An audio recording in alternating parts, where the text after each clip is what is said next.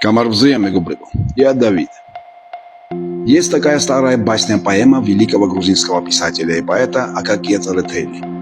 И эта басня объясняет одну из самых болезненных современных драм. А называется она «Нетопырь» или «Летучая мышь». В ней мышь, которой стыдно быть мышью, вымолила крылья у богов, хотела стать птицей. Ее чудо, крылья выросли. Она взмыла в небо к стае, но птицы заклевали ее и выгнали. Чужак. Вернувшись в нору, ее загрызли свои же мыши.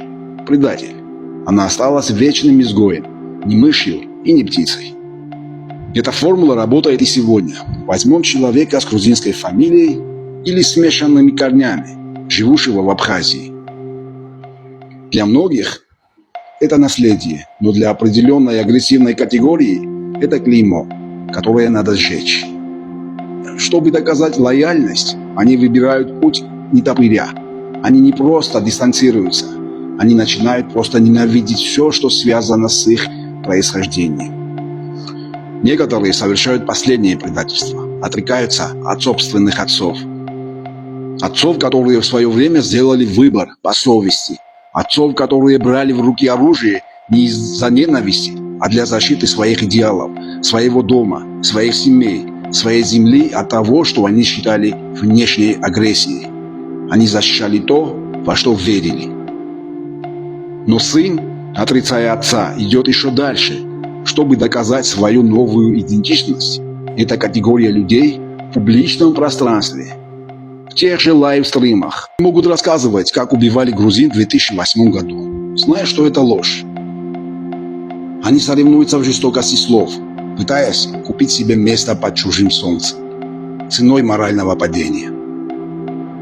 Я еще вам выставлю все эти грамоты и медали, как я вас уничтожал пачками в 2008 году. ქართული ჯარისკაცები დახოს. ოკა, აბა, блядь, ის კი არ იყო იბრაელები, блядь, იობანი ბროდ. დავხოცე პროჭი ხორივით. ოსეჩი ვინ იყო შენი დედაც მოთხან მე 2008-ში ვინ იყო? Мы вашими головами играли в футбол, бля, хуже унижения. Я их народу ебался. Именно эта агрессивная, саморазрушительная категория и есть современные нетопыри. Они забывают логику басни. Птицы не принимают нетопыря. Слишком показная. Истеричная ненависть не рождает доверия, а рождает глубокое отторжение. Его могут использовать, но в круг подлинного уважения не пустят. Предательство своего рода – последняя черта. А мыши, связь с ними уничтожена. Намертво. Остается пустота. Как сказано в басне, кто свой очаг родной презирает, тот будет наказан. Кто род свой продает, тот остается в пустоте. Конечно, это не касается всех людей с грузинскими корнями в Абхазии. Многие из них живут в мире со своей историей, без показной ненависти и самоуничтожения. Речь именно об агрессивной категории, которая, как тот нетопырь, пытается выжечь в себе прошлое, чтобы заработать будущее.